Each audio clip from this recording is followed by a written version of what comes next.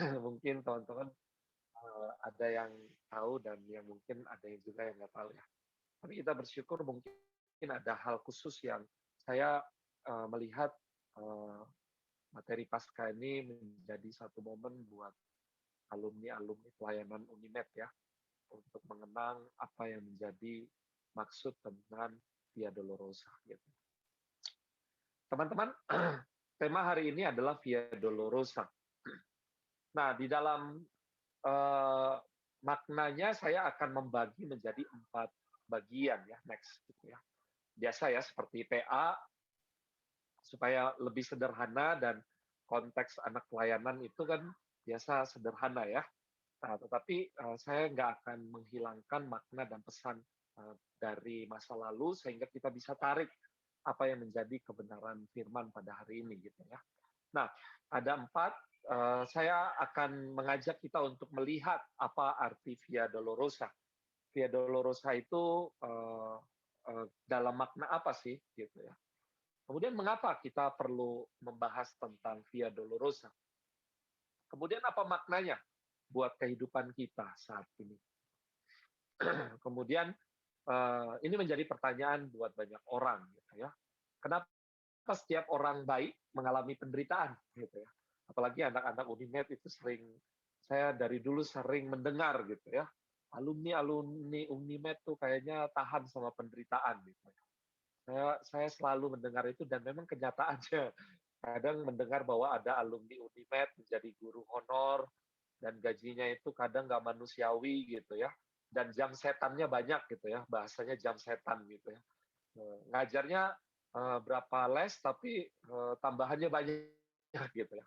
Nah itu terjadi dan itu nggak saya pungkiri, banyak terjadi di anak-anak pelayanan di Unimed gitu ya. Tapi karena bebannya, kasihnya, keinginannya untuk mengajar begitu luar biasa sehingga ini menjadi satu bagian penting. Tetapi kenapa ya orang baik itu mengalami penderitaan? Nah, ini menjadi pertanyaan yang perlu kita renungkan. Dan terakhir saya akan masuk dalam pertanyaan refleksi gitu ya.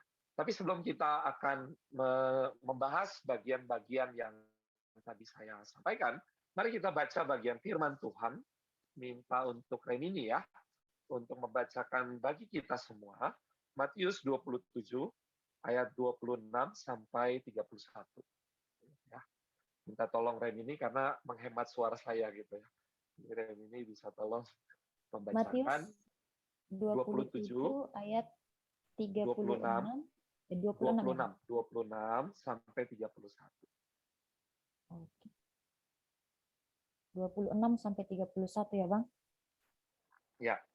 Beginilah firman Tuhan. Lalu ia membebaskan Barabas bagi mereka, tetapi Yesus disesahnya lalu diserahkannya untuk disalibkan. Yesus diolok-olokkan. Kemudian serdadu-serdadu wali negeri membawa Yesus ke gunung pengadilan, lalu memanggil seluruh pasukan berkumpul sekeliling Yesus. Mereka menanggalkan pakaiannya dan mengenakan jubah ungu kepadanya. Mereka menganyam sebuah mahkota duri dan menaruhnya di atas kepalanya, lalu memberikan dia sebatang buluh di tangan kanannya. Kemudian mereka berlutut di hadapannya dan mengolok-olokkan dia, katanya, "Salam, hai Raja orang Yahudi." Mereka meludahinya dan mengambil bulu itu dan memukulkannya ke kepalanya. Sesudah mengolok-olokkan dia, mereka menanggalkan jubah itu daripadanya dan mengenakan pula pakaiannya kepadanya. Kemudian mereka membawa dia keluar untuk disalibkan. Demikian firman Tuhan. Oke.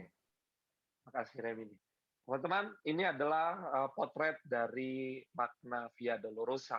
Sebenarnya nanti ke 32 ya, ketika mereka berjalan keluar kota, mereka berjumpa dengan seorang dari Kirene yang bernama Simon.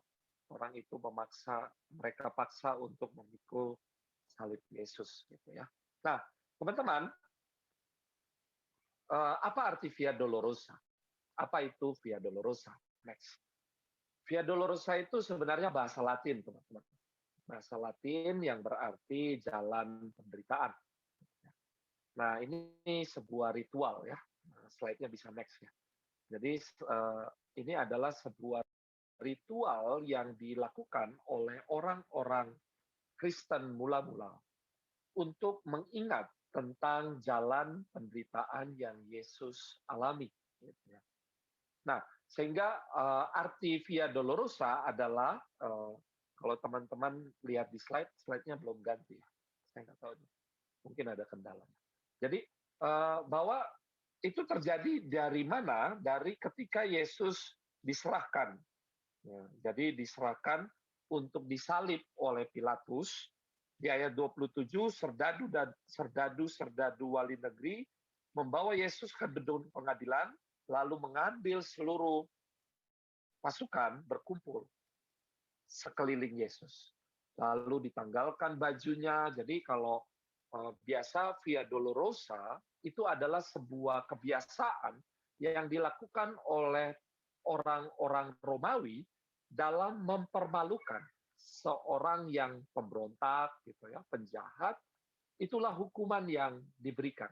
Jadi hukuman itu bukan cuma hukuman langsung disiksa, tapi rasa malu, hukuman sosial, hukuman moral gitu ya, itu diberikan di dalam jalan penderitaan itu. Sehingga kalau kita melihat Via Dolorosa itu artinya bukan cuma sekedar sebuah ritual yang hanya dilakukan oleh orang-orang Kristen mula-mula, mengangkat salib gitu ya, kemudian jalan, ya Yesus jatuh. Jadi kalau kita merekonstruksi perjalanan Yesus dari gedung pengadilan sampai ke Bukit Golgota, itu ada 9 poin yang sering dicatat dalam Alkitab. Gitu. Dan 4 kali Yesus mengalami jatuh. Gitu. Kenapa Yesus jatuh? Kalau teman-teman perhatikan, di ayat 26 itu Yesus disesah. Jadi sebelum dia suruh jalan, itu disesah dulu gitu ya, atau dicambuk ya. Kalau kalian perhatikan di film Passion of the Christ itu, Yesus dicambuk sampai dia tidak sanggup lagi untuk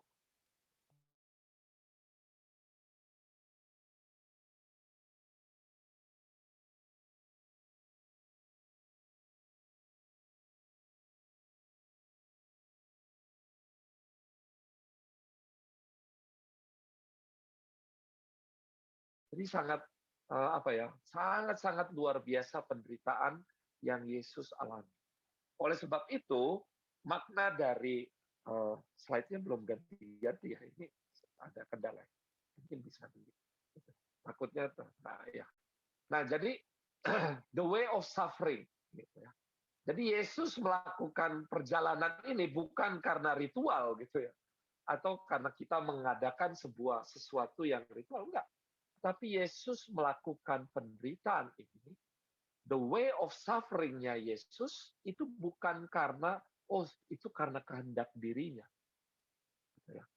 Nah ini yang akan saya bedakan, mengapa suffering yang dialami Yesus itu berbeda dengan suffering yang mungkin dialami oleh orang-orang agama-agama timur pada zaman dahulu. Agama-agama timur itu melakukan yang namanya asketisme.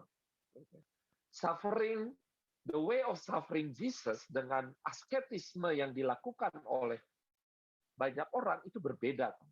Jadi asketisme yang dialami oleh orang-orang agama timur adalah karena dia menganggap bahwa ketika dia melakukan penderitaan, mengalami penderitaan, jadi mereka sengaja menderita gitu ya. Nah ini beda ya. Yesus bukan sengaja untuk menderita, tetapi dia menderita karena kehendak Tuhan. Tetapi agama-agama timur punya konsep bahwa penderitaan itu untuk merilis mereka dari tubuh yang jahat ini. Sehingga ini yang membedakan konsep penderitaan, pemahaman penderitaan yang dialami oleh Yesus dengan penderitaan yang dialami oleh orang-orang agama-agama timur. Jadi ini menjadi satu bagian, makanya saya mencatat bahwa the way of suffering of Jesus is the way of suffering through God's will.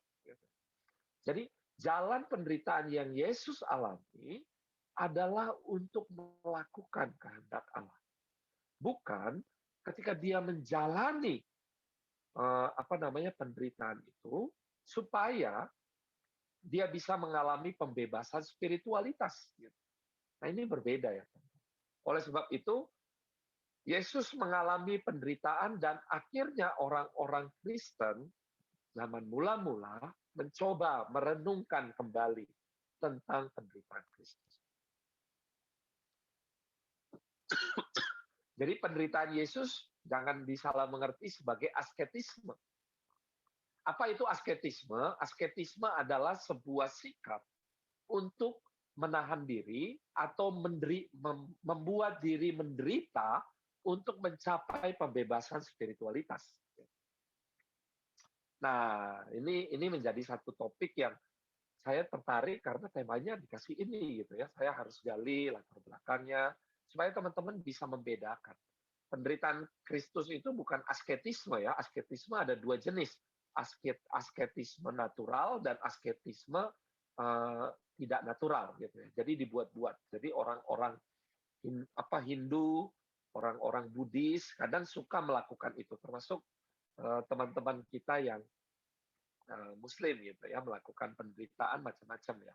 Jadi menyiksa diri untuk mencapai pembebasan spiritual, harapannya apa? Surga. Nah, tetapi kekristenan berbeda memandang penderitaan. Kekristenan tidak pernah memandang bahwa penderitaan itu dicari-cari, teman-teman. Enggak. Jadi jangan salah sangka, wow, kita harus menderita. Kadang kita hati-hati juga ya di anak pelayanan ini. Kita harus menderita, bayar harga gitu ya. Nah, untuk di dalam tahap kita ingin melakukan kehendak Tuhan boleh gitu, tapi jangan sampai kita cari-cari gitu ya.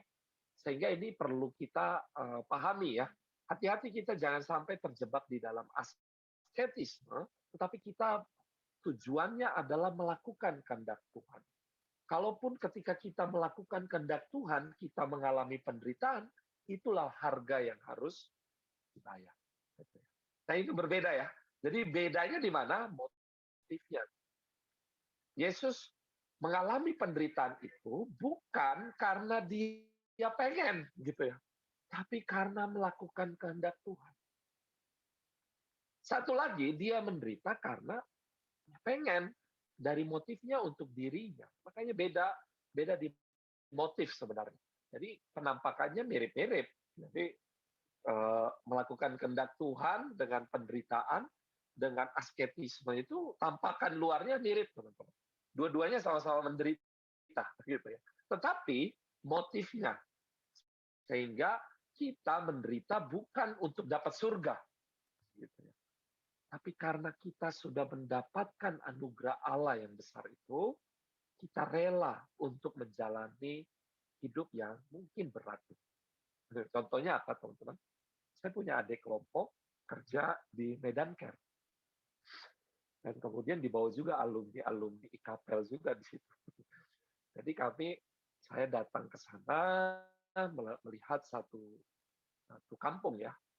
Kampung di Medan, di sebelahnya itu rumah orang kaya. Lalu ada lingkungannya itu kumuh kali. Lalu Medan Care itu punya misi, yaitu menolong masyarakat untuk melepaskan kemiskinan. Bagus ya. Dan itu menjadi satu misi yang kadang saya salut gitu. Lalu ada kelompok saya lihat kan, dia cantik gitu ya. Kemudian orang Jakarta, teman-teman. Bapak mamanya mampu lah di Jakarta. Dia cerita kalau mau minta apa-apa, ya sisa telepon papa mamanya. Lalu dia ke situ gitu. Tapi dia senang. Dia melayani orang gitu ya. Kadang ya namanya orang live in di kampung kumuh ya jadi kumuh, teman-teman. Saya lihat kok dekil banget kok ya. Perasaan kok cantik-cantik kok jadi dekil gitu ya. Termasuk alumni IKAPEL gitu ya. Panas-panas ngajar anak-anak gitu ya. Waktu luar biasa nih alumni. Saya datang ke sana pun, aduh, saya terharu lah ya melihat mereka. Jadi waktu saya melihat ini asketisme atau melakukan kehendak Tuhan ya. Kadang-kadang saya selalu memperdebatkan itu. Tapi waktu melihat senyumannya, dia kayaknya melakukan kehendak Tuhan. Nah, saya meyakini itu karena dalam cerita-ceritanya dia sangat sukacita mengerjakannya, bukan karena dia mau mencari menderita ya teman-teman. Enggak, pulang kadang, "Ya udahlah, yuk kalian udah menderita, saya traktirlah makan mie," gitu ya. Padahal kami survei untuk pengabdian masyarakat di situ. "Ayo kami traktirlah makan." Ya nggak apa-apa lah. Kadang pun senang juga mentraktir orang-orang yang udah bergumul gitu ya. Ajak makan dan lain-lain gitu ya.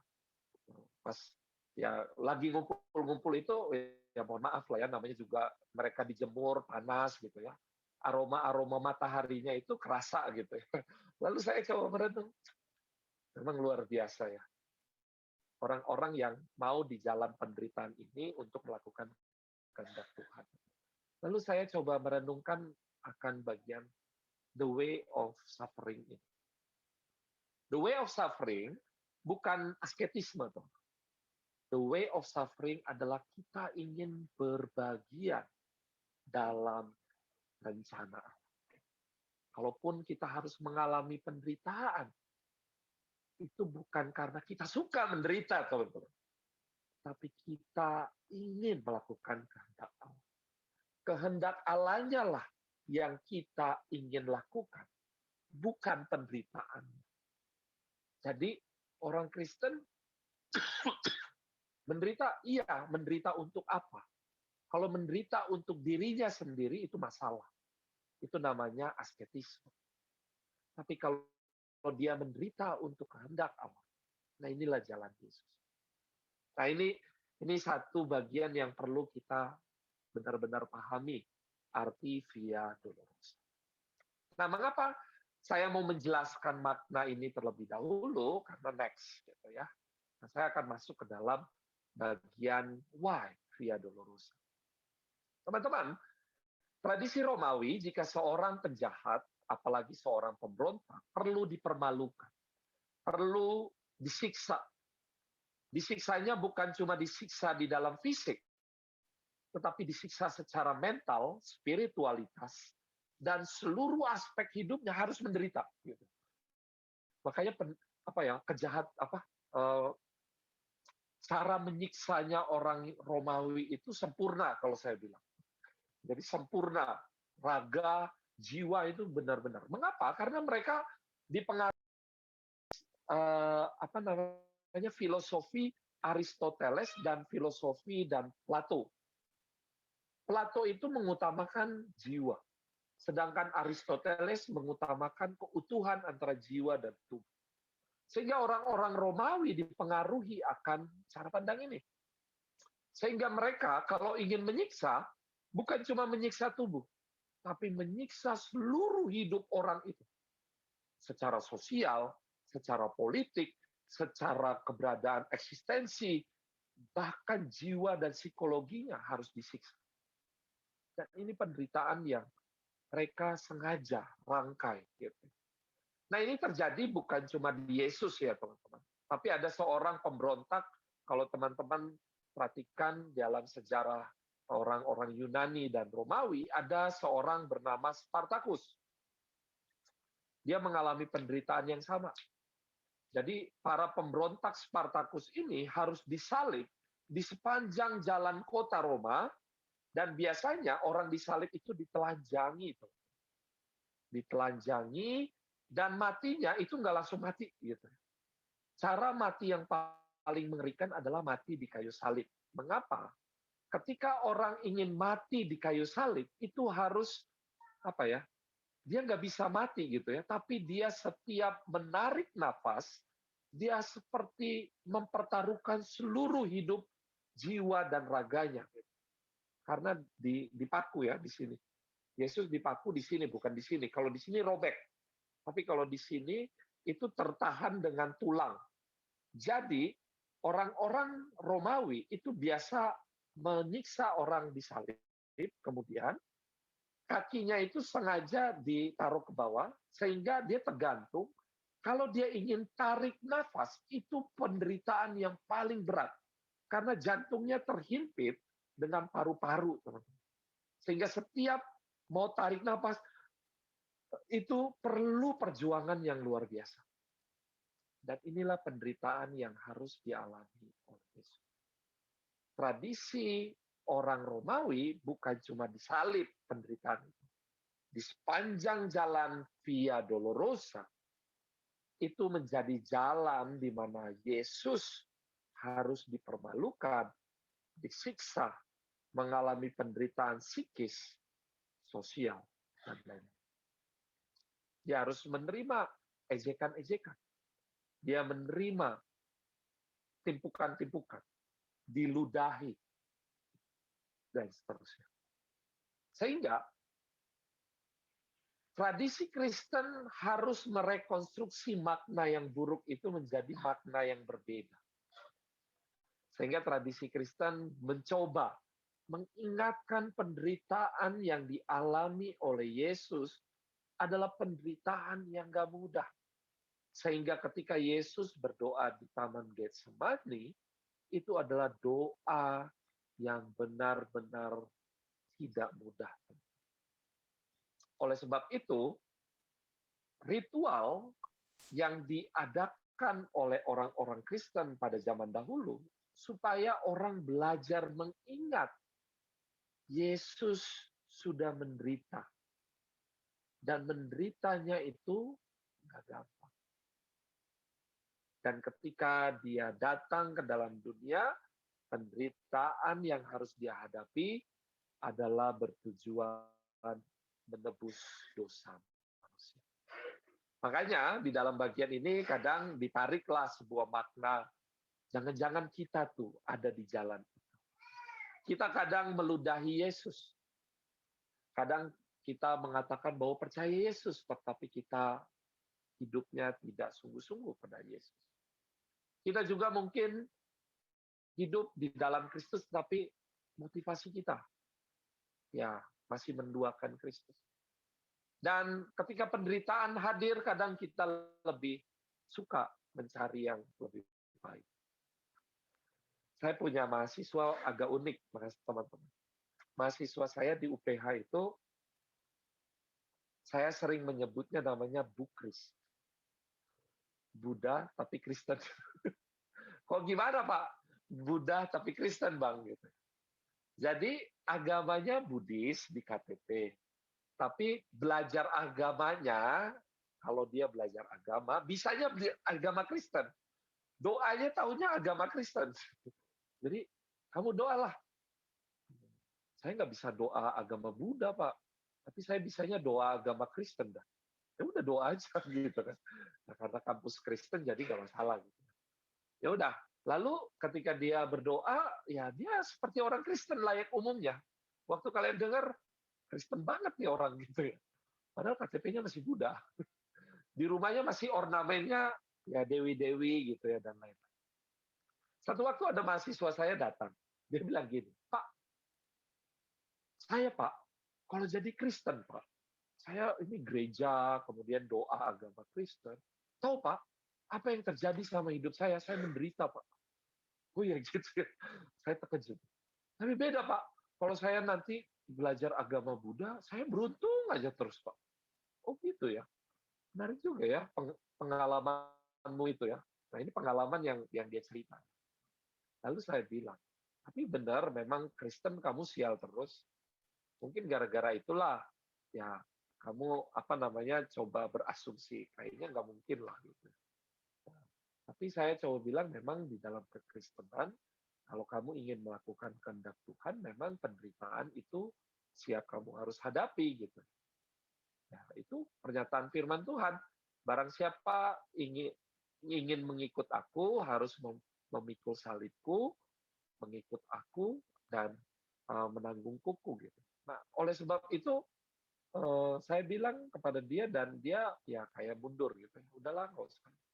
Tapi waktu saya coba merenung, saya juga nggak mau bilang kamu ikut Kristen nggak ada penderitaan, nggak mau juga bilang gitu. Dan saya juga nggak mau bilang kamu penuh dengan penderitaan nanti asketis. Gitu. Jadi kita harus melihat kamu hidup bukan karena menderitanya loh. Kamu hidup tuh karena kehendak Tuhan. Nah, itu yang poin pentingnya. Nah ini yang jangan sampai kita jatuh di dalam konsep asketisme ataupun teologi sukses ya. Teologi sukses kan selalu mengutamakan dapat berkat gitu. Tapi saya ingin menyeimbangkan duanya. Bahwa Ketika kita melakukan kehendak Tuhan, memang ada penderitaan, tetapi tidak mungkin juga Tuhan tidak memberkati. Berkat Tuhan selalu hadir. Ya, mengapa? Karena saya mengalami, teman-teman. Saya waktu kerja di Perkantas, gitu ya, pertama kali ke Perkantas Medan, datang-datang penyakit demam berdarah. Gitu. Udah gitu HP saya hilang. Gitu. Itu baru pertama kali datang 2007. Tuh. Kemudian pokoknya menderita lah. Tapi di hari pertama, tapi habis itu ada berkat-berkat. Ada orang-orang yang datang, bawain makanan, bawain minuman, gitu. Pokoknya dilayani gitu ya. Saya coba pikir, nggak juga menderita sepenuhnya. Tapi Tuhan akan berkati kita. Makanya kalau ada orang yang mungkin mengalami penderitaan, pasti Tuhan memberikan anugerah-anugerahnya untuk kita bisa terobati rasa penderitaan itu. Jadi oleh sebab itu Tuhan selalu hadir dalam penderitaan kita. Jadi dia nggak mungkin tinggal diam. Oleh sebab itu, ketika kita menyatakan tentang Via Dolorosa, kita harus melihat poin pentingnya bukan penderitaan, tapi poin pentingnya penderitaan yang dialami Yesus itu untuk menebus dosa kita. Betapa mahalnya dosa kita itu sampai kita harus mendapatkan sebuah gambaran bahwa Yesus harus menderita luar biasa dalam hidup. Oleh sebab itu kita nggak bermain-main dengan keselamatan yang Tuhan anugerahkan. Gratis, betul, tetapi terlalu mahal untuk kita sia-siakan. Next. Jadi apa maknanya? Nah, saya akan masuk ke dalam 3 aspek. Gitu ya.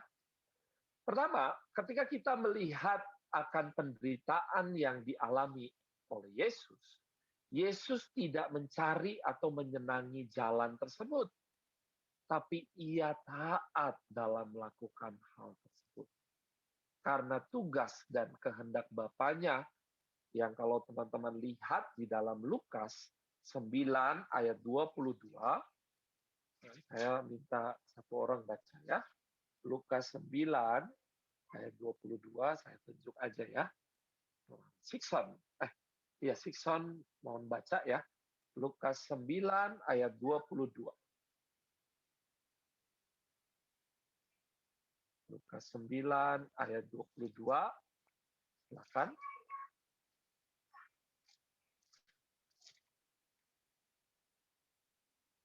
Sikson bisa membacakan buat kita. Adakah? Ya Bang, ada Bang. Oke, silakan. Dan Yesus berkata, anak manusia harus menanggung banyak penderitaan dan ditolak oleh tua-tua, imam-imam kepala dan ahli-ahli Taurat, lalu dibunuh dan dibangkitkan pada hari ketiga. Ya, itu ya. Jadi bukannya dia suka gitu ya, tapi karena ada tugas yang Tuhan, yang Bapaknya berikan untuk dia lakukan. Sehingga anak manusia harus menanggung banyak penderitaan, ditolak tua-tua, imam-imam kepala, ahli-ahli Taurat, lalu dibunuh. Wah, jadi menderita, dibunuh, baru dibangkitkan. Nah, ini menjadi satu bagian di mana kita bisa menggambarkan tentang penderitaan yang Yesus alami. Sehingga penderitaan yang Yesus terima adalah untuk menyatakan kehendak Allah terjadi dalam hidupnya. Nah, ini menjadi makna buat kita sama-sama renungkan. Kalian hadir di pelayanan Kota Medan. Ikatan alumni pelayanan Unimed gitu ya. Kapel Unimed ya. Ya itu bukan kebetulan. Nah, kita bersyukur nih sebenarnya IKPL ini bisa dikembangkan karena yang di Jakarta juga ada alumni pelayanan juga. Gitu. Nah, harusnya anak-anak Unimed ini bisa nggak bergerak bersama. Mengapa? Saya coba merenungkan ketika saya ke ke Brian itu yang bersama Medan Care. Gila ya, cuma 5 orang aja bisa transform banyak pikiran. Kenapa? Anak pelayanan kan lebih banyak. Harusnya ketika kita ingin berbagian di dalam pelayanan Kota Medan itu gampang harus. Nah, cuma memang kita susah menggerakkan orang gitu ya. Karena mungkin otoritas ya balik lagi. Tapi harusnya kalau kita masih punya semangat yang sama di dalam Kristus, harusnya kita punya gerakan yang sama. Teman-teman, saya merenungkan, kemiskinan paling banyak bukan di desa ternyata. Kemiskinan paling banyak itu di perkotaan. Kenapa? Karena kita bisa lihat di perkotaan itu orang tuh apa ya, sampai kelaparan gitu ya dan lain-lain gitu. Kalau di desa, saya ingat kali di kampung mama saya gitu ya. Itu saya kelaparan, langsung datanglah tetangganya, ini makan gitu ya. Kami datang ke rumah tetangga pun bisa makan gitu ya. Karena begitulah persaudaraan di kampung-kampung gitu. Tapi beda di perkotaan. Kita mau ke rumah orang pun malu-malu gitu. Dan nanti dibilang pencuri dan lain-lain. Oleh sebab itu, misi paling besar adalah ketika kita tinggal di perkotaan, ini menjadi tantangan buat kita untuk bergerak. Oleh sebab itu, kita hadir pasti bukan kebetulan. Lalu, kalau kalian di pelayanan sekolah kalian, itu kalian bekerja di sana, itu juga pasti nggak kebetulan. Kalian hadir di sana untuk melayani orang-orang di sana. Kalian yang jadi PNS, pasti kita berbagian dalam bagian hal ini. Oleh sebab itu, kehadiran kita, ya pasti itu bukan kebetulan Tuhan hadirkan kita. Karena apa? Karena kita alumni pelayanan yang hidup di dalam konsep keselamatan adalah anugerah. Itu sangat ditekankan. Kita hidup bukan dari kewajiban-kewajiban agama, tapi kita hidup karena anugerah Allah yang Tuhan berikan dalam pelayanan di kampus. Sudah banyak ada alumni pelayanan tuh sharing sama saya. Saya telah mengalami Tuhan, berjumpa dengan Tuhan. Saya mengalami keselamatan waktu di kampus. Nah, itu cerita yang kita selalu dengar, teman-teman. Di adik-adik kelompok kecil dan lain-lain. Oleh sebab itu, kalau kamu sudah mendapatkan anugerah yang besar itu, kesadaran bahwa Yesus sudah mati, dibunuh, bangkit untuk menyelamatkan dosa-dosamu, harusnya kamu mau berbagian dalam pekerjaan yang besar itu. Bagian apa? Melakukan kehendak Allah. Berat? Berat. Ada jalan penderitaan? Ada. Tapi bukan berarti kita suka menderita. Makanya kadang kita harus bekerja sama, teman-teman. Jangan kerja sendiri. Makanya saya senang. Dancare, saya, UPH, dan lain-lain. Ayo kita kerjain bersama-sama.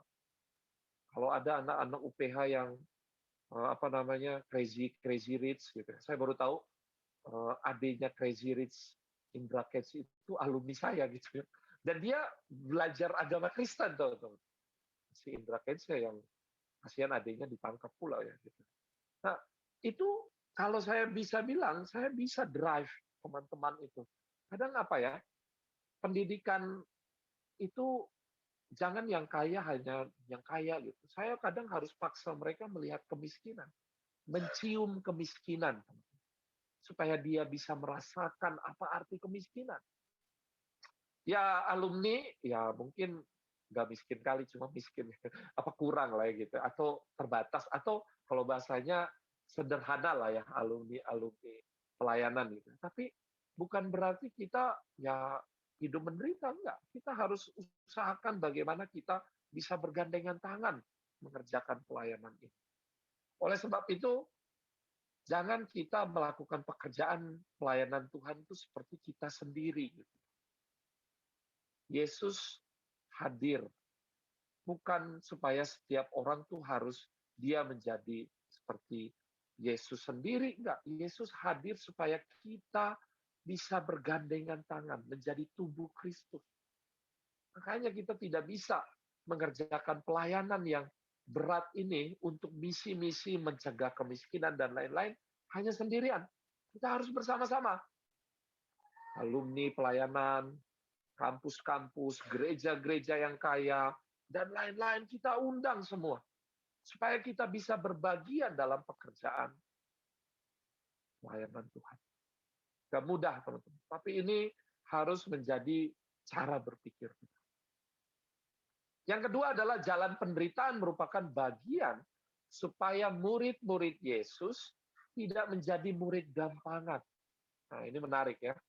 The way of sorrow merupakan hal yang kita lakukan karena untuk menaati apa yang menjadi kehendak Allah. Ada 3 bagian firman, mari kita baca. Saya minta dengan kasih ya, untuk teman-teman yang lain bisa membacakan buat kita ya. Betty Sinaga. Coba ya. Betty tolong dibaca 1 Petrus 4 ayatnya yang pertama. Masih ada Kak Betty? Iya, Bang. Oke. 1 Petrus ayatnya yang pertama, Betty. Minta dengan kasih untuk membacakan buat kita semua ya.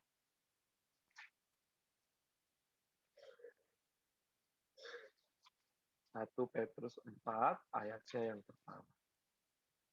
Ayat yang keberapa, Bang, tadi? Yang pertama. 1 Petrus 4 ayat Satu. ayat 1. Jadi, karena Kristus telah menderita penderitaan badani, kamu pun harus juga mempersenjatai dirimu dengan pikiran yang demikian. Karena barang siapa telah menderita penderitaan badani, ia telah berhenti berbuat dosa. Menarik ya. Kenapa kok berhenti berbuat dosa? Karena dia sedang masuk dalam rencana kehendak Allah. Tapi penderitaannya ini bukan dicari-cari ya teman-teman. Karena melakukan kehendak Allah. Oleh sebab itu, ketika kita menderita misalnya dalam pelayanan, kita menderita di dalam misi Allah, misalnya di dalam pekerjaan kita, padahal kalian tahu ini pekerjaan gajinya kecil, tapi kalian rindu untuk melayani anak-anak di sana gitu ya. Ya, apa-apalah gitu ya. Tapi bukan berarti kalian suka dengan gaji yang kecil, enggak. Bila perlu gajinya pun 2 digit gitu ya. Cuma karena enggak ada yang mau menggaji kalian dalam jumlah besar itu, tapi anak-anak ini penting, kalian masuk di sana. Nah, itu bagian dari kalian melakukan kehendak Allah. Kalian hadir untuk menyatakan shalom. Jadi ini menjadi penderitaan yang contoh sederhana KMG ya. Ini saya sangat terharu dengan gerakan KMG, Komunitas Air Mata Guru. Ini gerakan yang sangat legend kalau saya bilang. 2007 saya datang, disambut sama gerakan ini. Dan gerakan itu hadir dan orang rela tuh. Nggak dikasih les, diberhentikan gitu ya. Nggak dikasih ngajar gitu ya. Dan lain-lain. Demi salib itu. Demi menyatakan kebenaran. Ya memang kasihan juga sih waktu. Tapi bersyukurnya waktu itu Bang Denny ya, dia minta sharing ke Singapura dapat bantuan. Jadi alumni KMG itu dibantu ya. Jadi alumni yang mengalami kesulitan ada bantuan dan lain. Walaupun nggak banyak ya, tapi itu menolong. Tapi sekarang waktu melihat mereview yang penderitaan mereka ternyata orang-orang ini udah tersebar. Nah, oleh sebab itu teman-teman, penderitaan ini kalau kita bisa melihat bahwa untuk kita bisa masuk dalam kehendak Allah. Dosa itu teman-teman artinya bukan cuma berbuat jahat ya. Tapi itu artinya ketika kita melenceng dari kehendak Allah. Itu berdosa. Saya khotbah pun kalau melenceng dari apa yang menjadi kehendak Allah itu dosa juga. Makanya Roma 3 ayat 23 semua manusia telah berdosa dan telah kehilangan kemuliaan Allah. Ya itu benar teman-teman. Nah, sehingga ketika kamu melakukan jalan penderitaan untuk melakukan kehendak Allah, berarti kan kamu berhenti berdosa dong. Karena kamu sedang di dalam tujuannya Allah. Nah, itu arti 1 Petrus 4 ayat pertama. Tapi bukan berarti, oh saya menderita lah, saya menderita gitu. Enggak, teman-teman. Gaji kaya pun belum tentu itu berdosa, enggak. Tapi ketika kamu gajinya banyak, apakah itu untuk kemuliaan Tuhan? Nah, ini menjadi poin penting. Makanya anak-anak pelayanan itu tabunglah banyak-banyak, berikanlah banyak-banyak. Itu bagian konsep kekristenan. John Wesley menyatakan bagian itu. Oleh sebab itu, bagian ini menjadi bagian penting. Bahwa penderitaan adalah menjadi bagian untuk kita menaati kehendak Allah. Dan Kolose 1 ayat 24 menyatakan, saya baca buat kita semua. Kolose 1 ayatnya yang ke-24. Sekarang aku bersukacita bahwa aku boleh menderita karena kamu dan menggenapkan dalam dagingku apa yang kurang pada penderitaan Kristus untuk tubuhnya, yaitu jemaat. Makanya sekarang bisa melihat penderitaan itu selain buat pelayanan, selain buat misi dan lain-lainnya, adalah untuk jemaat. Jemaat apa? Orang-orang yang mengikut Kristus. Atau orang-orang yang hidup dalam dosa, kita mau tuh menyelamatkan mereka. Itulah bagian dari penderitaan. Makanya misionaris-misionaris itu ketika mereka melayani orang-orang yang belum mengenal Tuhan, itu penderitaan berat. Nah, itu menjadi bagian the way of sorrow mereka. Dan itu menjadi bagian mereka melakukan kehendak Allah. Nah, jalan apa yang kita mau cari? Nanti kita akan coba kasihkan. Dan terakhir, setiap orang yang mau mengikut aku, ia harus menyangkal dirinya dan memikul salibnya dan mengikut aku. Matius 16 ayat 24 menyatakan bagian ini. Oleh sebab itu, teman-teman, ketika kita memaknai the way of sorrow adalah melihat Yesusnya, melihat kehendak Allah, dan ketaatan mengikut Kristus. Next. Nah, saya akan masuk ke dalam bagian selanjutnya. Jadi, Bang, gini ya, Bang. Oke, penderitaan itu harusnya kita nggak nikmati gitu ya. Tapi kita harusnya penderitaan itu melihat kehendak Allah. Itu konsepnya. Tapi kenapa, Bang? Orang-orang baik itu selalu menderita, Bang. Itu jadi pertanyaan. Nah, teman-teman, kita harus punya mindset Christian worldview yang perlu tepat. Mengapa saya bilang perlu tepat? Begini, teman-teman. Alkitab itu ada narasinya. Nah, narasinya itu ada 4 babak. Creation, fall, redemption, and consummation atau restoration. Apa itu? Bahwa manusia diciptakan sempurna. Dunia ini diciptakan sempurna. Tidak ada yang salah. Semua diciptakan dan Tuhan berkata, sungguh amat baik. Oleh sebab itu, Tuhan melihat dunia ini baik. Tetapi ada kejadian 3 di mana manusia jatuh dalam dosa. Sehingga kejatuhan inilah yang menjadi akar. Penderitaan itu dapat datang dari mana, Bang? Sebenarnya penderitaan dari mana, Bang? Apakah itu dari Tuhan? Mahasiswa saya sering tanya nih. Jadi kita menderita itu dari mana tuh, Bang? Nah, sebenarnya penderitaan itu asalnya itu bukan karena dari Tuhan, tapi karena dunia yang jatuh dalam dosa, makanya kita mengalami yang namanya penderitaan. Oleh sebab itu, kehadiran Kristus untuk memberikan solusi terhadap penderitaan. Sehingga kita tuh tidak pengen menderita. bila perlu kita mencegah penderitaan itu. Itu teman-teman. Jadi jangan berpikir alumni IKPL itu harus menderita, bukan gitu cara berpikir. Kita harus mencegah penderitaan banyak orang, termasuk diri kita juga sendiri. Supaya apa? Supaya Kristus dihadirkan. Nah, ketika kita menghadirkan Kristus, kita harus menjalani penderitaan, itu baru benar. Sehingga teman-teman, orang-orang yang sudah menerima Kristus berhadapan dengan dunia yang penuh dosa dan menderita, kita harus hidup. Kalau bahasanya Mother Teresa begini, kalau kalian ingin memahami kemiskinan, kalian harus hadir dan mencium kemiskinan itu. Sehingga kemiskinan itu benar-benar kalian alami. Bukan cuma di keberadaan kalian, tapi keseluruhan hidup. Oleh sebab itu, mencium kemiskinan adalah hadir di dalam kemiskinan itu. Jadi jangan kita, saya kayak kami kan di UPH itu gedungnya tinggi. Kadang lihat, wih, itu tuh di Jalan Jaksa banyak orang miskin gitu ya.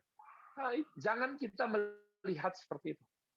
Kita harus masuk seperti Kristus yang berinkarnasi. Oleh sebab itu, kehadiran Kristus adalah memberikan solusi, mencegah penderitaan itu, dan berperan serta untuk mengurangi penderitaan.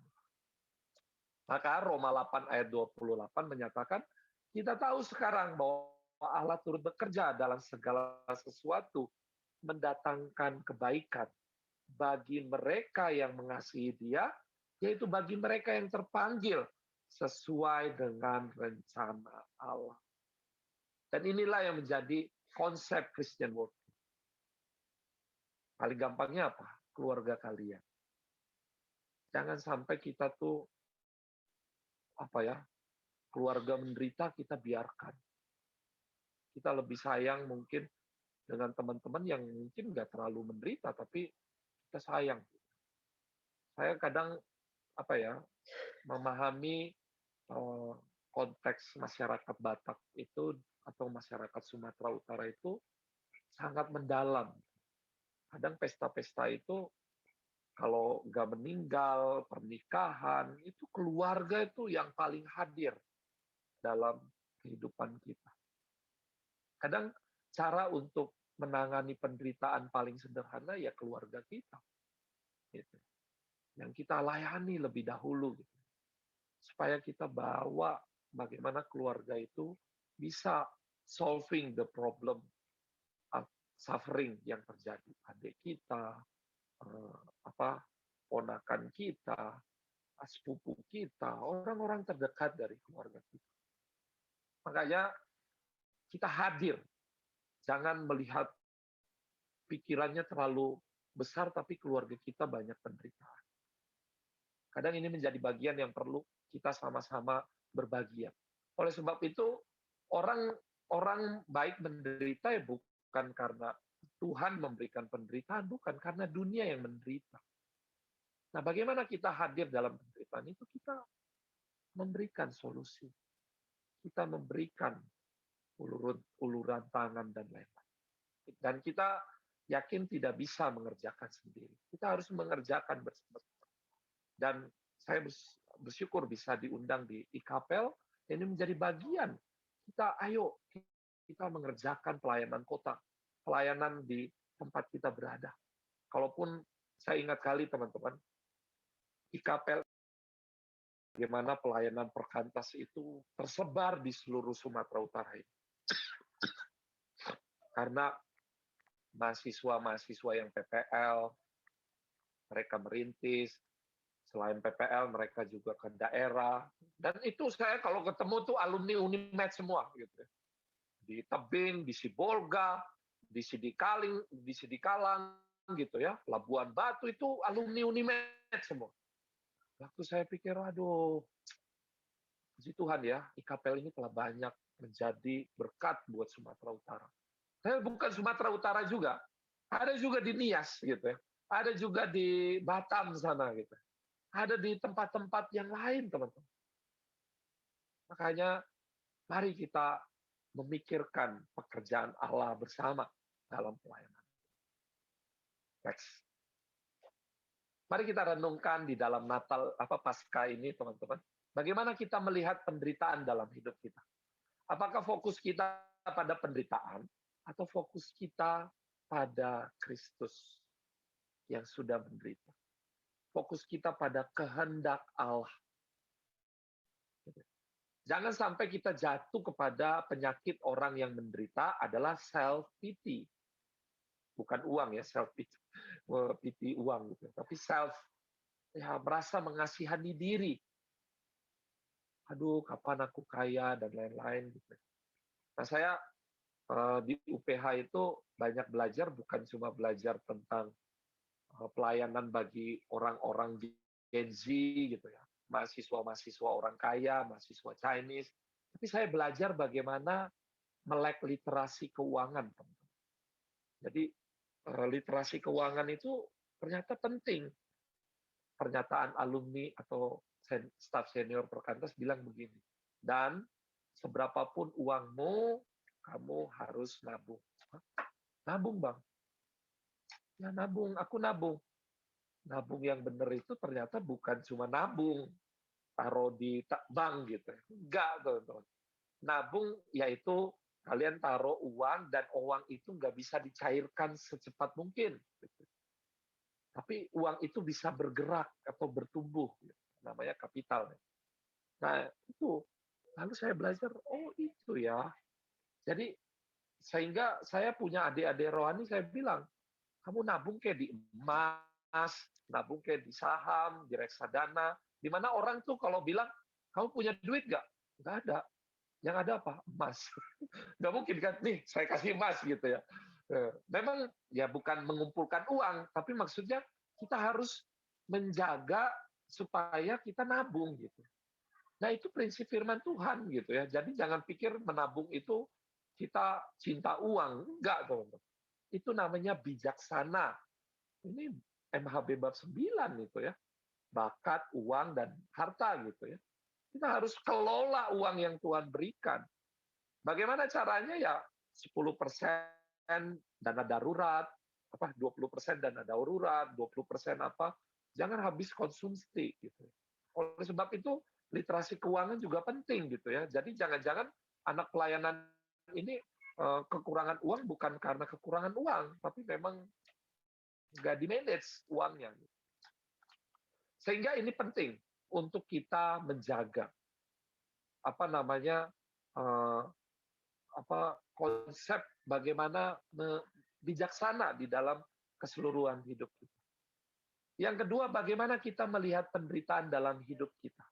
Apakah fokus kita pada penderitaan tersebut sehingga kita sering mengasihani diri?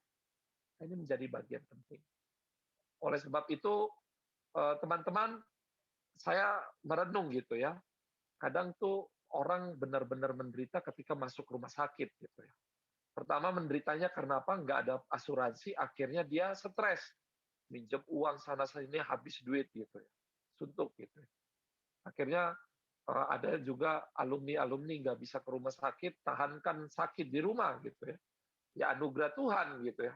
Tapi kalau misalnya sakitnya beneran, ada masih alumni kita ternyata sampai meninggal ya. Dia simpan-simpan sakitnya ternyata parah gitu ya. Nah ini hati-hati teman-teman. Makanya saya selalu teringat sama pernyataan Bang Denny gitu. Dan kau mau jadi staf Perkantas itu kan seumur hidup. Kau mau bekerja itu kan seumur hidup. Kamu perlulah waktu-waktu untuk sabar, istirahat. Betul juga ya. Kadang kita merasa bahwa kerja, terus kerja aja, jadi workaholic.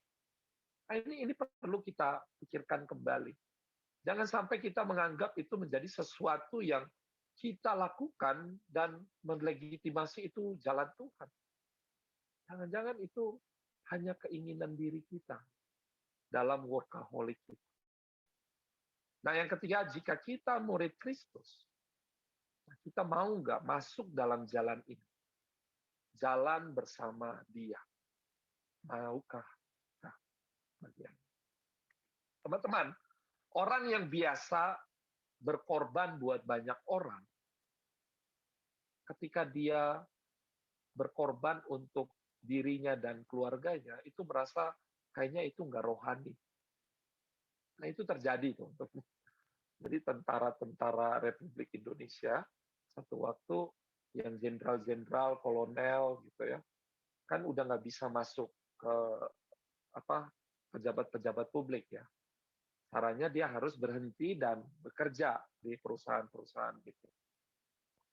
Nah, Renal Kasali waktu itu memberikan seminar bahwa gini, kalian sudah berkorban buat bangsa dan negara. Itu jasa yang luar biasa yang kalian berikan. Tapi sekarang maukah kalian berkorban untuk diri kalian dan keluarga kalian? Saya pikir, apa yang salah ya? Kenapa ya? Kadang-kadang gitu, teman-teman. Orang yang biasa mengorbankan diri untuk orang lain, kadang dia lupa. Jangan-jangan mengasihani diri atau berjuang untuk orang-orang sekitarnya itu sesuatu yang rohani juga loh.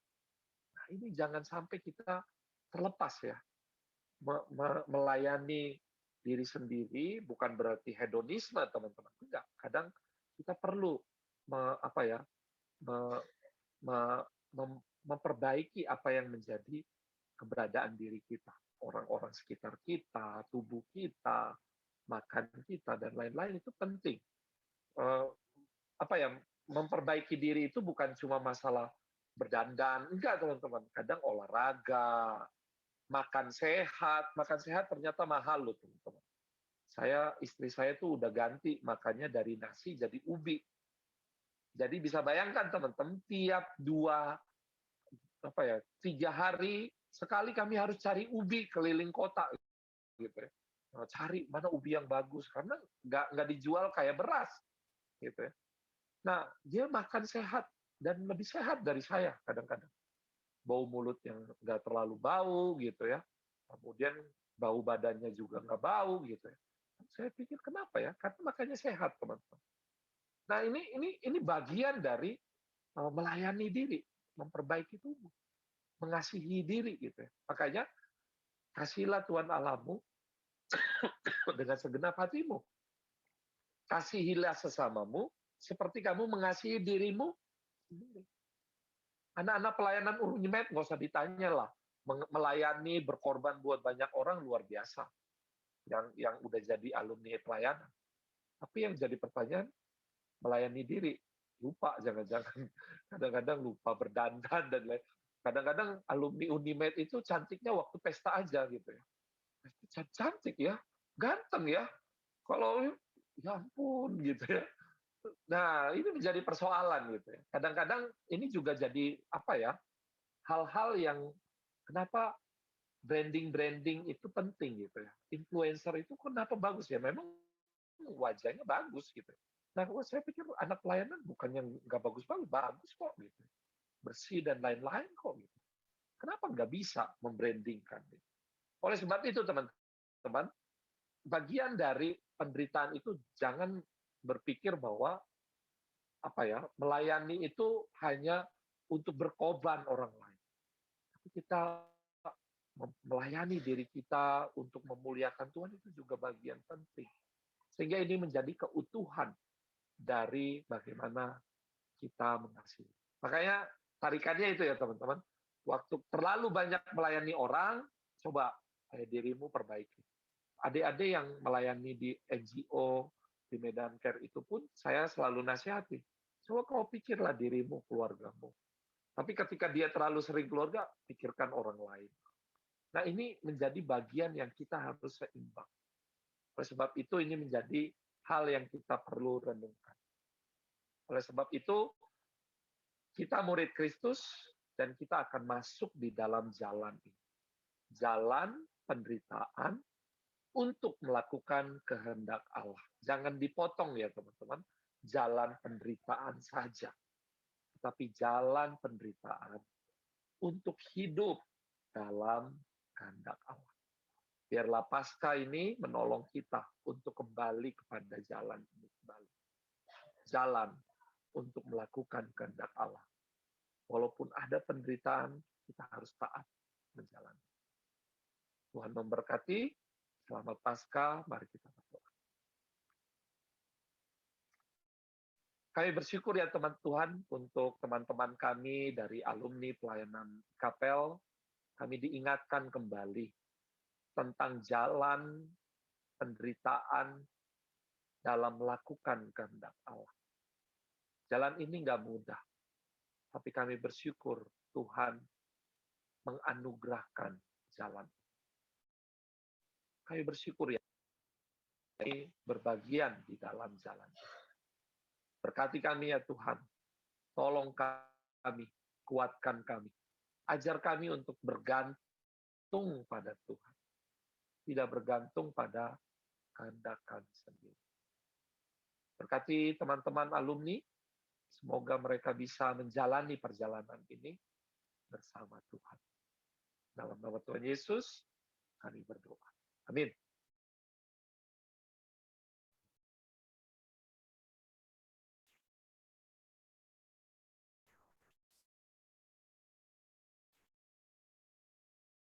Terima kasih untuk firman Tuhan yang telah ditaburkan. Biarlah kiranya firman yang telah disampaikan boleh menjadi berkat dan kekuatan baru dalam setiap kegiatan dan juga aktivitas kita.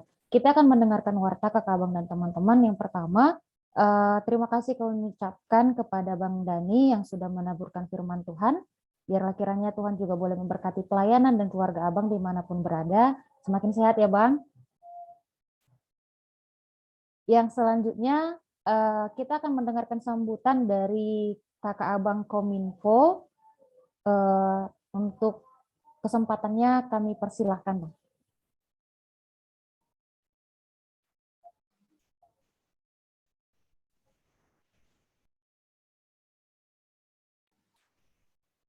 Ya, shalom bagi kita semua. Shalom. Kedengaran ya suaranya? Kedengaran. Oke. Pertama, saya mengucapkan terima kasih buat pengurus yang memberikan kami kesempatan untuk menjelaskan dan memperkenalkan yayasan yang akan saya sampaikan hari ini. Ya, saya dari Yayasan Komindo, yaitu Yayasan Sosial dan Kemanusiaan yang dilatar belakangi bentuk kepedulian kita terhadap apa yang terjadi di sekeliling maupun di Indonesia secara khususnya dan umumnya. Komindo ini adalah komunitas cendekia membangun Indonesia. Nah, kita sebelum ini adalah kita ini bergerak dalam bentuk sosial kemanusiaan yang dilatar belakangi apa yang terjadi dan bentuk kepedulian kita terhadap apa yang terjadi di secara umumnya di Indonesia. Nah, contohnya itu kita bergerak luas ya, ada dia masalah sosial, masalah ekonomi, bahkan pendidikan, kesehatan, bahkan banyak lagi. Nah, di mana kayak yang dibilang Bang Dani tadi, kita ini orang-orang yang sudah mengenal Tuhan, bagaimana kita bisa menjadi berkat di mana kita bisa bekerja. Jadi Komindo ini juga bergerak dalam bentuk kita bekerja dan melayani. Kenapa saya bilang bekerja dan melayani? Kayak tadi, apa yang sudah kita pelajari di dalam pekerjaan kita bisa kita aplikasikan dalam bentuk melayani. Nah, berdasarkan itu, kita dimulai dari kegiatan kita itu bergerak dari yang namanya sosial kita, yaitu Tsunami Aceh pada tahun 2004. Jadi Komindo ini dimulai dari tahun 2004, yaitu bagaimana kita hadir untuk menolong teman-teman kita, rekan-rekan kita di Aceh pada bulan Desember dengan bentuk kegiatan proyek-proyek yang kita lakukan baik untuk kesehatan pada saat itu maupun dalam bentuk pendidikan yang saat ini masih kita kerjakan. Jadi sekitar dari 2004 sampai sekarang masih bergerak, yaitu udah sekitar 18 tahun ya. Nah, saya juga menjadi staf dulu tahun 2009 dan saya sekarang jadi pengurus. Dan ini menjadi beban kita semua kelak. Saya juga mengajak rekan-rekan, abang-abang, kakak-kakak, bahkan adik-adik yang masih mahasiswa juga ada di sini, bisa para alumni juga bisa mendoakan mulai sekarang, mana tahu bisa bergabung dengan kami. Nah, di bagian yang kita kerjakan itu sangat luas, baik pendidikan, sosial, gitu ya. Nah, di mana visi kita ini menghadirkan komunitas yang menginspirasi sesama dan melayani komunitas lemah, miskin dalam pendidikan dan komunitas korban terkena bencana.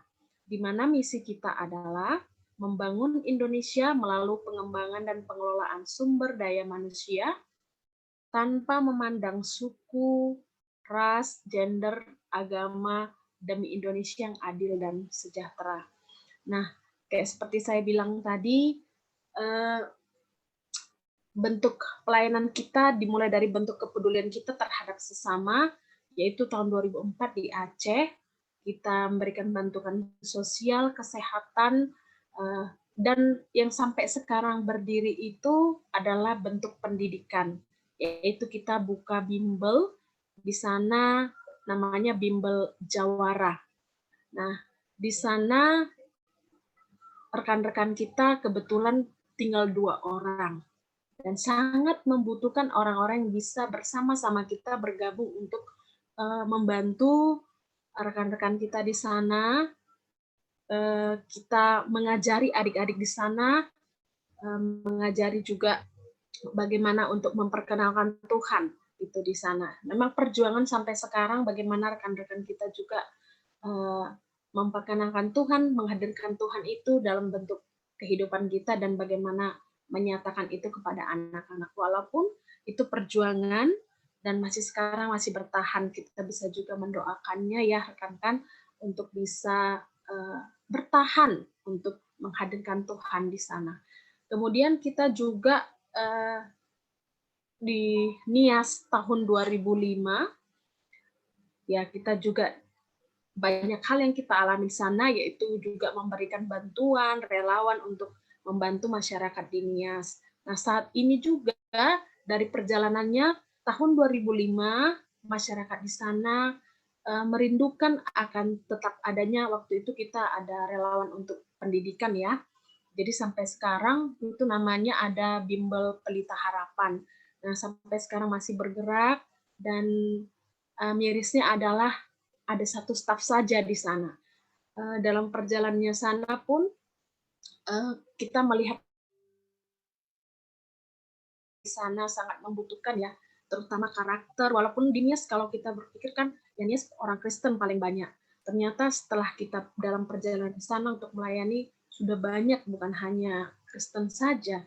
Gitu. Jadi perjuangan kita juga untuk karakter anak-anak di sana, karena termasuk juga NIAS free sex-nya juga banyak. Jadi perlu, dan bimbel kita ini juga memang sangat unik yang kita buat di sana, termasuk Jawara juga. Cuma Jawara kan karena dia lingkungan Islam, jadi kita agak sedikit sulit bergeraknya, tapi kita tetap menjadi berkat. Nah, kalau di NIAS Kristen, tapi kita sedang dari anak-anak dalam hal karakter, bahkan memperkenalkan Tuhan sejak dini. Jadi kita mengajar itu mulai dari SD sampai SMA. Nah, karena staf kita 1, jadi pelajaran itu SD sampai SMP saat ini. Nah, kemudian pernah juga kita melayani di Padang Pariaman, dimulai dari pasca gempa September tahun 2009. Nah, kita juga melayani masyarakat di sana, ada bentuk logistik yang kita berikan, membuat MCK. Nah, karena kita semua kemarin di Padang Pariaman sudah kita kerjakan, nah kita selesaikan Padang Pariaman. Jadi kemudian ada juga di Mentawai pada saat itu pasca bencana di Oktober 2010. Ya, 2010. Jadi itu juga kita membantu masyarakat di sana yang menghadirkan, menyatakan bahwa kita peduli terhadap rekan-rekan kita, bahkan masyarakat di Indonesia ini. Nah, semua bentuk kepedulian kita tadi masih berjalan sampai sekarang, bahkan juga kemarin kita di Gunung Sinabung ya, waktu kegiatan adanya Gunung Sinabung meletus, kita juga ambil bagian di sana. Itu.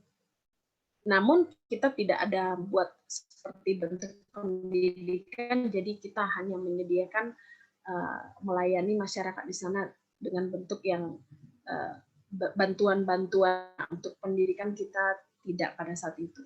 Nah, untuk kemudiannya dalam bentuk pelayanan kita tadi, kayak yang saya bilang tadi, banyak hal sebenarnya yang bisa kita ambil bagian dalam untuk membantu bagaimana menghadirkan Tuhan dalam kehidupan kita. Baik kita menjadi staf nantinya di Komindo, staf itu ya saat ini yang sangat dibutuhkan memang adalah staf mengajar. Kebetulan ini Unimed, jadi sangat sangat bisalah gitu untuk menjoinkan diri kepada kita orang-orang yang calon guru ini. Kita mengajar di sana, memang kita bimbel, tapi kita memang sangat uniknya kayak saya bilang tadi. Kita bimbel tapi bentuk sharingnya ada khusus kelas sharing, bahkan kelas untuk mengajar gitu. Bahkan kita untuk sama orang tua pun kita sangat bisa sharingkan untuk menjadi topik doa kita. Kita selalu ada namanya jam doa untuk bimbel, bahkan ada jam doa untuk staff kita. Jadi kita memang beda gitu. Kalau orang bilang kan mungkin orang tua kalau ada mungkin kan jauh-jauh ke sana hanya untuk jadi bimbel, di sini bisa juga hanya bimbel begitu ya kan. Tapi ini sangat berbeda sekali untuk kita menjangkau anak-anak di lapangan yang kita alami. Nah, kenapa kita ngambil anak-anak juga? Karena memang mereka ini adalah generasi penerus yang sangat baik untuk bagian dari kita untuk memperkenalkan Tuhan mulai sejak dini, bahkan mereka nanti di saat dewasa bisa menjadi berkat. Nah, seperti itu. Nah, untuk rekan-rekan yang mau rindu bekerja sambil melayani, menjadi berkat, apa yang telah kita pelajari tadi, bolehlah bergabung dengan kami di Komindo, baik di Aceh maupun di Nias, yang tadi saya bilang stafnya kebetulan ada 2 orang di Aceh, dan ada juga di Nias 1 orang. Nah, bolehlah untuk yang mau bergabung dengan kita, boleh menghubungi saya. Nanti saya akan kasih sama pengurus juga nomor yang bisa dihubungi dan menjelaskan apa kira-kira yang mau kita kerjakan di sana. Dan saat ini masih memang pendidikan, tapi tidak menutup kemungkinan kita bisa melayani dalam bentuk yang lain, yaitu bisa saja untuk kayak tadi saya bilang sosial tadi. Nah, kebetulan ini saya kebetulan pengurus yang menangani khusus Nias, jadi memang di sana kita membentuk bukan hanya kayak yang tadi saya bilang hanya bimbel biasa, kita mengajarkan kreativitas bagi anak-anak untuk baik itu kalau misalnya ada kan sastra ya, kalau sastra Indonesia, kita juga mengajarkan mereka bagaimana untuk berani mengungkapkan bentuk puisi. Nah, dan itu juga di Nias kita pernah karya tulis mereka itu nyampe ke analisa untuk kita buatkan. Jadi memang kita bagaimana mengembangkan anak-anak itu untuk bisa menjadi pribadi yang lebih baik dan mereka bisa bangga dengan diri mereka. Karena banyak anak-anak di sana juga di Nias khususnya sangat bisa dibilang dalam hal karakter, baik dalam hal percaya diri, itu perjuangan bagi mereka.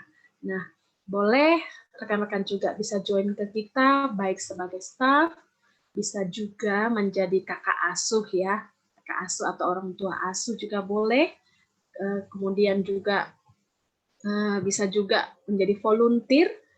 Volunteer bisa jadi mencoba bagaimana di sana selama berapa bulan atau menjadi bagian dari kita, kemudian bisa menjadi mitra program bagi kita dan sebagai donatur rutin ataupun non rutin bagi kita.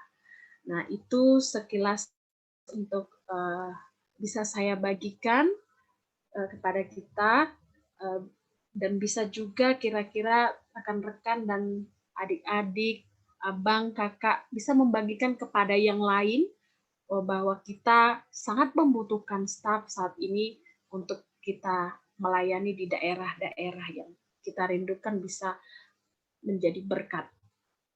Terima kasih untuk pengurus IKAPEL Unimed. Saya akhiri dengan kata seseorang bisa memberi tanpa mengasihi, tapi seseorang tidak bisa mengasihi tanpa memberi. Terima kasih atas waktunya. Terima kasih kembali, Kak.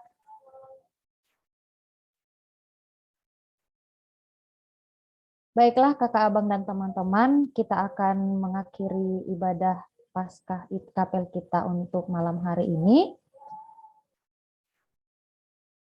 Via Dolorosa, mari kita memandang jalan penderitaan yang kita alami sebagai penderitaan untuk hidup dalam kehendak Tuhan, karena di dalam penderitaan pasti ada Tuhan di baliknya. Mari kita sama-sama kuat, kita sama-sama taat bersama dengan Tuhan sampai akhir hidup kita. Kita akan menyatakan komitmen dan doa kita di hadapan Tuhan lewat pujian kita sampai akhir hidup kita. Di akhir pujian nanti kami serahkan kepada Banda Lili kembali untuk masuk dalam doa.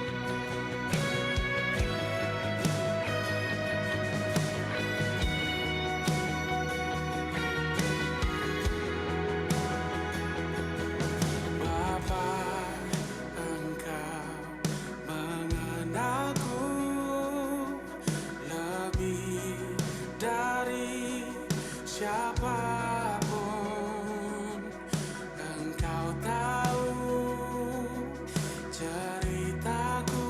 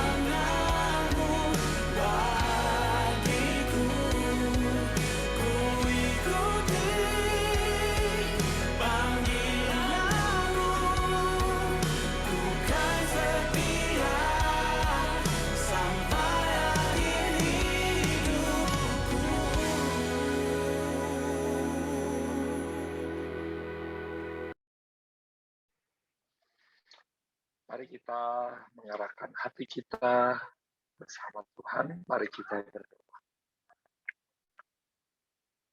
Biarlah seperti pujian ini ya Tuhan, kami terus berharap pada rencana dan kehendak-Mu ya Tuhan.